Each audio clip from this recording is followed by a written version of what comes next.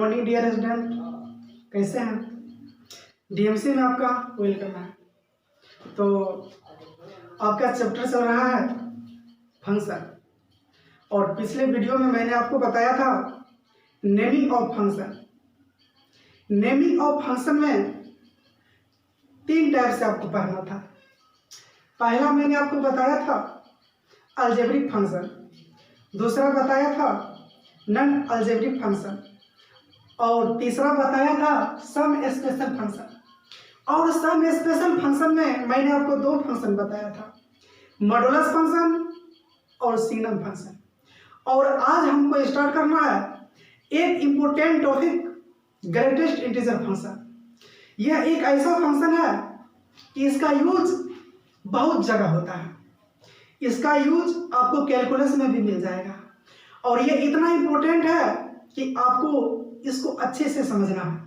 तो चलिए आज हम स्टार्ट करते हैं ग्रेटेस्ट इंटीजर फंक्शन। तो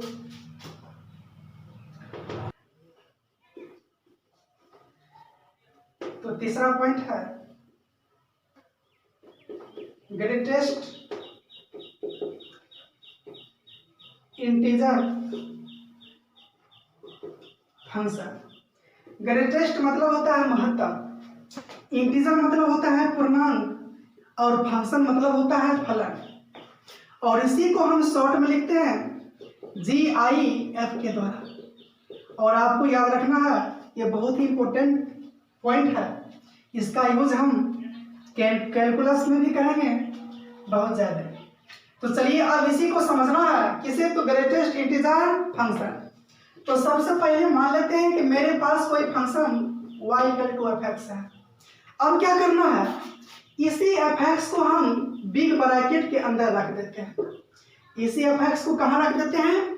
बिग ब्रैकेट के अंदर। तो यही जो मेरा फंक्शन है, याद रखिएगा, यही कहलाता है ग्रेटेस्ट इंटीजर फंक्शन। यानी एक प्रकार से ये सिंबल हुआ। किसका सिंबल हुआ? तो याद रखिएगा, इसी ग्रेटेस्ट इंटीजर फंक्शन का ये सिंबल हुआ। हम इसे इस प्रकार से भी लिख सकते हैं। किस प्रकार से? तो y = greatest integer function of x। इसके अंदर कोई x रख देते हैं। ये मेरा कोई ग्रेटेस्ट इंटीजर फंक्शन है। ये इनपुट के रूप में हम x दे दिए हैं। अब यहाँ से मेरा आउटपुट क्या देगा?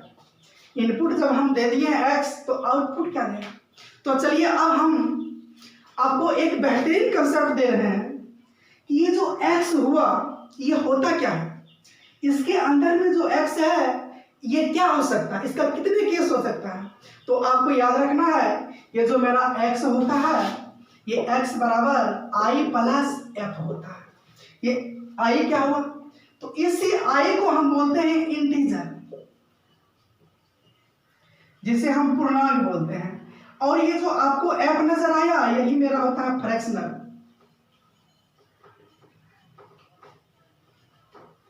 यानी ये फ्रैक्शनल पार्ट हुआ और ये इंटीजर पार्ट हुआ। ग्रेटेस्ट इंटीजर फंक्शन को हम 2 भाग में डिवाइड कर दिए। या तो सिर्फ इंटीजर रहेगा, नहीं तो याद रखिएगा इंटीजर प्लस फ्रैक्शन रहेगा। इसका 2 केस। ये जो है function greatest integer function, output के रूप में हमेशा याद रखिएगा x है तो x ही बाहर आएगा। यानी ये अंदर वाला टर्म x है तो x ही बाहर आएगा, नहीं तो x से छोटा। लेकिन याद रखिएगा x से बड़ा कभी वैल्यू नहीं देगा। यानी ये आउटपुट के रूप में जो वैल्यू देगा, x है तो x ही देगा, नहीं तो x से छोटा देगा। लेकिन याद रखिएगा ये x से बड़ा कभी नहीं देगा। अब यहां से इसी को हम चलिए इस तरह से दिखाते हैं। जैसे मान लेते हैं कि मेरे पास कोई संख्या है 2.7। तो 2.7 को हम ऐसे लिख सकते हैं 2.00 प्लस बोलिए 0.7, और इसको ऐड करिए तो देखिए आपका ये वैल्यू मिला कितना? 2.7। ये मेरा फ्रैक्शनल पार्ट हुआ। ये जो कोई वैल्यू x है, ये x 2 तरीका से बढ़ गया। एक देखिए यहाँ इंटीजर के रूप में आया, और दूसरा क्या आया? फ्रैक्शनल पार्ट के रूप में, फ्रैक्शन के रूप में। अब यहां से एक और कंसेप्ट याद रखिएगा, ये जो f होता है हमेशा या तो 0 होगा, नहीं तो 0 के बराबर होगा और नहीं तो 1 के। कहने का मतलब ये जो वैल्यू होगा f या तो 0 होगा नहीं तो 0 से बड़ा, 1 से लेकिन जस्ट छोटा, 1 के बराबर नहीं होगा। इसका भी वैल्यू जब भी होगा तो 0 1 के बीच में होगा और 0 के बराबर ही होगा। और यही मेरा क्या कहलाता है, फ्रैक्शनल पार्ट, यही मेरा f हुआ। अब यहां से एक बेहतरीन कंसेप्ट आपको बता रहे हैं, आपको याद रखना है ये जो आपका f हुआ, f कभी भी निगेटिव नहीं होता है। यहां जो f नजर आया याद रखिएगा, ये नेवर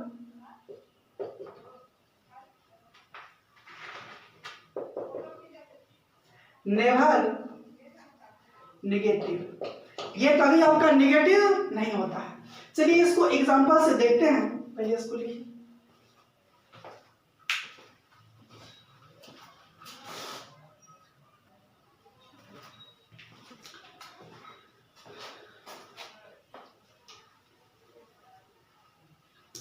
तो देखिए अब हम क्या करते हैं, इसी को रख देते हैं 2.7 को ग्रेटेस्ट इंटीजर फंक्शन के अंदर।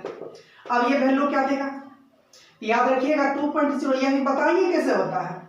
ये वैल्यू मेरा 2 दे देगा। यदि हम इसके अंदर 2.9 रखते हैं फिर भी मेरा वैल्यू 2 देगा। यदि 2.5 रखते हैं तो याद रखिएगा फिर भी वैल्यू 2 देगा। और 2.1 रखते हैं तो याद रखिएगा फिर भी मेरा ये वैल्यू क्या देता है, 2 देता है। एक हम एग्जांपल लेते हैं, तो इसको मिटा रहे हैं।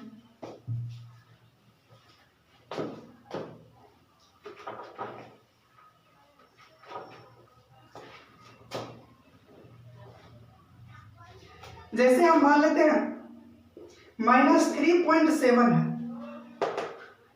तो बोलिए इसको हम क्या लिख सकते हैं, इसी को इस रूप में कन्वर्ट किए हैं। तो अब यहां इसको भी क्या करना है, तो फ्रैक्शन इंटीजर प्लस फ्रैक्शन के रूप में आपको क्या करना है, लिखना है।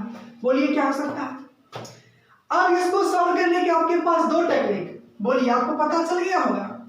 हम इसे लिख सकते हैं कैसे,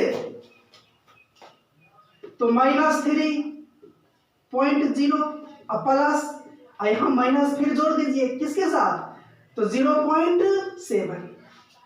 अब यहां से देखिए, अब इन दोनों को जोड़िए, देखिए माइनस माइनस ये टर्म भी पूर्ण रहा है और जोड़ने पर इतना पूर्ण भी रहा है।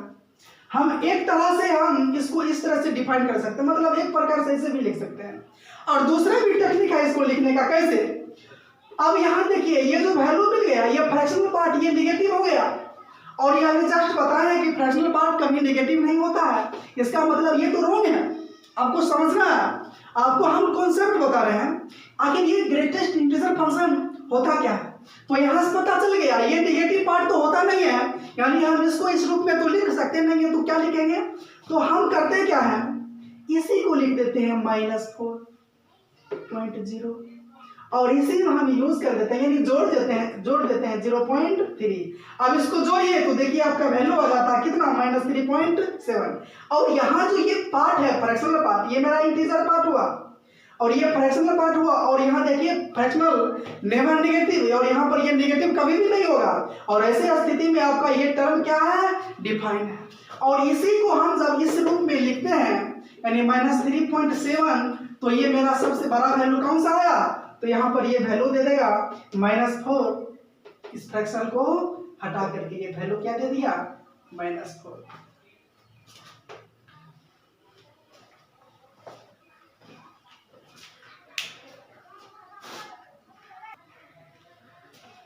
सर ये बड़ा वैल्यू नहीं, यानी ये पॉजिटिव, मतलब कहने का मतलब हुआ ये मेरा नेगेटिव नहीं है। और इस तरह से अब यहाँ से क्या करते हैं, डिफाइन करते हैं कि ये मेरा माइनस जो फ्रैक्शनल पार्ट है, यानी ये इंटीजर जो वैल्यू है वो इंटीजर क्या करता है, बाहर निकल देता है।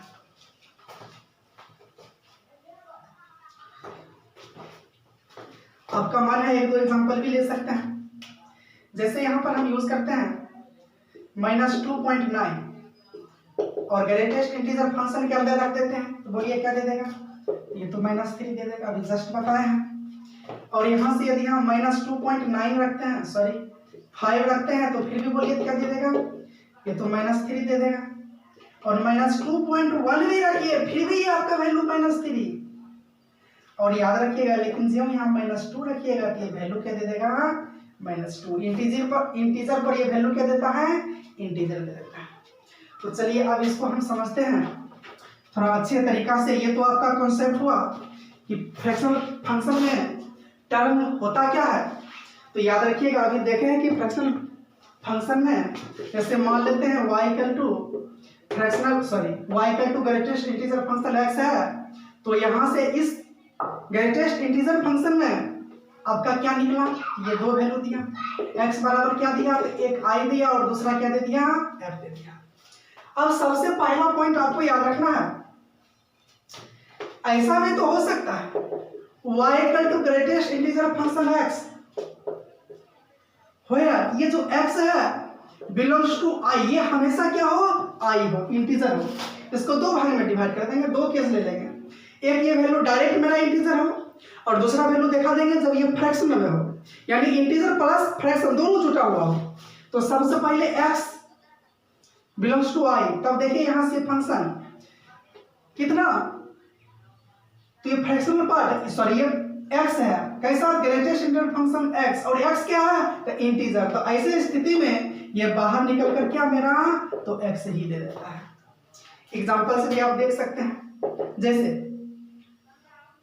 ग्रेटेस्ट इंटीजर फंक्शन 2 है तो बाहर निकलेगा, ये इंटीजर है तो 2 दे दिया, -3 इंटीजर है तो -3, -2 अगर यूज करते हैं तो बोलिए कितना आते, डायरेक्ट -2। यदि यहां से हम यूज करते हैं, यदि 3 ले लेते हैं तो बोलिए कितना, 3, यानी इंटीजर पर वैल्यू क्या दे दिया, इंटीजर। तो याद रखिएगा जब अंदर वाले टर्म इंटीजर हो, पूर्णांक हो, तो ऐसे स्थिति में वैल्यू सेम दे देता है, यानी x है तो x है तो x। लेकिन हम ऐसा करते हैं कि दूसरा केस इसी का वैल्यू ले लेते हैं। थोड़ा एक मिनट इसको ग्राफ से दिखाते हैं, चलिए देखिए। जैसे मान लेते हैं ये मेरा i है और यहां से ये पॉइंट i + 1 है। अब देखिए तो i पर i, इंटीजर पर इंटीजर, 2 पर 2, 3 पर 3, 4 पर 4, 5 पर 5। i + 1 यानी इंटीजर में से इसको हम 3 मान लेते हैं, एक जोड़ेंगे 4 हो गया। यानी इस वैल्यू की बात करते हैं, अगर यहाँ पर हम i रखते हैं तो बाहर निकलकर मेरा i ही दे देगा। ग्रेटेस्ट इंटीजर फंक्शन के अंदर हम i रखते हैं तो बाहर निकलकर क्या करेगा, i ही देगा। लेकिन याद रखिएगा i + 1 ये मेरा 1 है, ग्रेटेस्ट इंटीजर फंक्शन, तो बाहर तो निकलेगा सेम यही, कितना था, i + 1। क्यों, क्योंकि ये भी मेरा कौन सी है, इंटीजर है, और यहां से ये भी वैल्यू इंटीजर, यानी i पर i + 1 पर i, यानी ये मेरा अंदर का यही टर्म बता रहा है, x मेरा क्या है, इंटीजर। वैसे स्थिति में यहाँ 2 करिए, 3 करिए, 5 कुछ भी करिए, इंटीजर पर वैल्यू इंटीजर। लेकिन अगर हम यहाँ से जस्ट आगे बढ़ते हैं, चलिए ये पॉइंट की बात करेंगे, अगर हम ये बिंदु लेंगे तो फिर भी मेरा यही मान निकलेगा। अगर हम इस पॉइंट की बात करेंगे तो याद रखिएगा फिर भी यही देगा, अगर इस पॉइंट की बात करेंगे तो फिर भी मेरा वैल्यू वही मिलेगा, और इस पॉइंट की बात करेंगे फिर भी यही। लेकिन जब यहाँ से इसमें टच कर जाएंगे तो आपका वैल्यू मिल जाएगा कितना, i + 1। लेकिन यहाँ से आगे कितना भी आगे बढ़ेंगे, यहाँ से यहाँ तक, यहाँ से, लेकिन याद रखिएगा इसे जस्ट छोटा होना चाहिए। तो वैल्यू क्या होता है, जस्ट पहले का जस्ट छोटा नेगेटिव दे देता है, सॉरी जस्ट छोटा नंबर दे देता है, इंटीजर दे देता है। और यहाँ से इस प्रकार आप देखें ग्रेटेस्ट इंटीजर फंक्शन का पहला केस, जिसमें यदि मेरा x हो तो वैल्यू क्या मिलता है, x ही मिलता है, बशर्ते कि वो x हो इंटीजर, यानी इंटीजर पर वैल्यू क्या दे दिया, इंटीजर। अब यहाँ से दूसरा केस पढ़ना है। अब ये जो वैल्यू रहेगा जब फ्रैक्शन में हो तब क्या करेंगे, फिलहाल इसको लिखिए। तो इस प्रकार अभी आपने देखा कि ये जो आपका वैल्यू है, प्रत्येक इंटीजर पर वैल्यू क्या देता है, इंटीजर। यानी हम कह सकते हैं यदि आपका जो x है इंटीजर के बराबर हो, ये कोई i है इंटीजर है, नहीं तो इंटीजर से क्या हो, यानी इससे जस्ट अगले इंटीजर से जस्ट छोटा हो, यानी x जो हो i और i + 1 के बीच में हो, लेकिन इस i के बराबर भी हो, ऐसे स्थिति में ये मेरा वैल्यू दे देता है डायरेक्ट क्या, i। इसको आपको याद रखना है। अब यहाँ से स्पेशल केस इसका दूसरा आपको बताते हैं कि मेनली जो आपका ग्रेटेस्ट इंटीजर फंक्शन होता है वो होता क्या है। आपका जो ग्रेटेस्ट इंटीजर फंक्शन पर है इसको हम किस प्रकार डिफाइन करेंगे। और अब यहाँ से हम देखते हैं last point y equal to greatest integer function x है और इसी का हमको वैल्यू जानना है। और याद रखिएगा इसी से आपका पूरा ग्रेटेस्ट इंटीजर फंक्शन का कॉन्सेप्ट क्लियर हो जाएगा। फाइनली लास्ट बार इसको समझिए और यहाँ से आपका छोटा से छोटा प्रॉब्लम भी सॉल्व हो जाएगा। तो सबसे पहले अभी जस्ट बताएं इसको दो तरीका से डिफाइन करते हैं।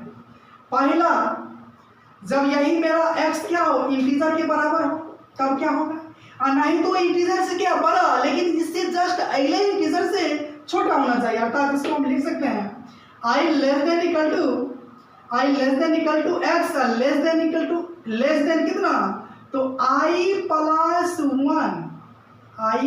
1। इसका मतलब हुआ x मेरा i के बराबर है यानी इंटीजर, और आपको बताएं कि इंटीजर पर वैल्यू तो इंटीजर देता है लेकिन इंटीजर से बड़ा हो लेकिन अगले इंटीजर से छोटा हो तो उसके बीच में कुछ भी वैल्यू हो फिर भी मेरा ये क्या देता है, इंटीजर ही देता है। इफ ये आपका कंडीशन हुआ और यहां से देखिए आप इसको ग्रेटेस्ट इंटीजर फंक्शन को। अब यहां से कॉन्सेप्ट समझिए। जैसे हम मान लेते हैं कि मेरे पास x का मान 0 है, x के वैल्यू 0, तो आपको पता है कि 0 पर तो 0 दे देगा लेकिन 0 से कुछ भी भागेंगे 0.1 0.2 0.3 कहाँ तक 0.99 तक फिर भी मेरा वैल्यू क्या देगा 0, यानी x less than equal to x less than कितना, जस्ट अगला इंटीजर 1 इफ यानी x जो हो 0 और 1 के बीच में हो लेकिन 0 शामिल हो तो क्या देगा, छोटा इंटीजर, पहले का इंटीजर कितना 0। अब यहाँ देखिए अब क्या करते हैं, जो वैल्यू 0 से बढ़ते बढ़ते 0.9 तब पर भी वैल्यू मेरा 0 लेकिन 0.9 कुछ और जोड़िए 1 पुराइए तो वैल्यू 1 पर ये क्या दे देगा, 1 दे देगा, 1 पर वैल्यू क्या दे देगा, 1 देगा। लेकिन 1 से बड़ा कहाँ तक 1.99 तक, 1 से बड़ा कहाँ तक तो 1.99 तक पर भी ये वैल्यू कितना 1 ही देगा। लेकिन ज्यों आपका ये पहुंचेगा कहाँ पर 2 पर, ज्यों 2 तो इंटीजर आ गया 2 पर वैल्यू कितना आप देखिए 2 दे दिया लेकिन 2 से बड़ा कहाँ तक तो 2.99 तक में ये वैल्यू मेरा 2 ही देगा। लेकिन याद रखिएगा ज्यों ये वैल्यू 3 पहुंचता है ये 3 तो 3 पर वैल्यू क्या दे देगा 3 दे देगा। और कहाँ तक, तो इसी तरह से आप इसको लिख सकते हैं धीरे धीरे डॉट डॉट डॉट बढ़ते चला जाएगा। कुछ नेगेटिव पॉइंट का भी कॉन्सेप्ट है। अब यहां से देखिए जगह नहीं है हम यहां लिख देते हैं। यदि आपके पास आ जाए -1 तो चलिए -1 क्या हो जाएगा, तो यहां से यदि x का वैल्यू -1 के बराबर हो और नहीं तो एक मिनट चलिए अब यहां से 0 और ये 0 से या यहां से हम ले लेते हैं -1 पर वैल्यू तो -1 देगा। अब देखिए x का मान यदि -1 आता है तो इंटीजर पर वैल्यू इंटीजर, लेकिन -1 से यदि हम बड़ा कोई भी मान लेते हैं कहां तक 0 तक, लेकिन 0 को छोड़कर -1 को शामिल करके इसके बीच में कुछ भी वैल्यू दे तो -1 ही रहता है। लेकिन जो इससे हम अगला -2 यूज करते हैं, अगला पॉइंट ले लेते हैं -2। अब बोलिए तो क्या हो जाएगा, अब यहाँ -2 तो -2 पर भी 2 लेकिन -2 पॉइंट से आगे कहां तक चलेंगे 3 तक।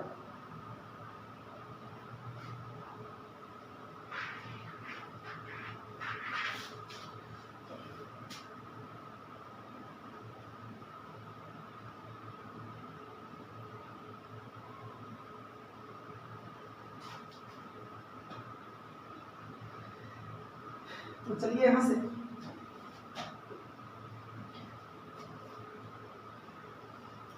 अब क्या करते हैं,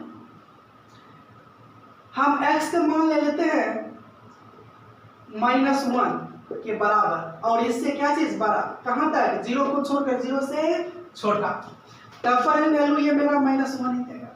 लेकिन जब यहां से -2 रखते हैं तो -2 पर वैल्यू -2 लेकिन -2 से कौन सी बड़ा कहां तक x less than equal to बोलिए 1 तक।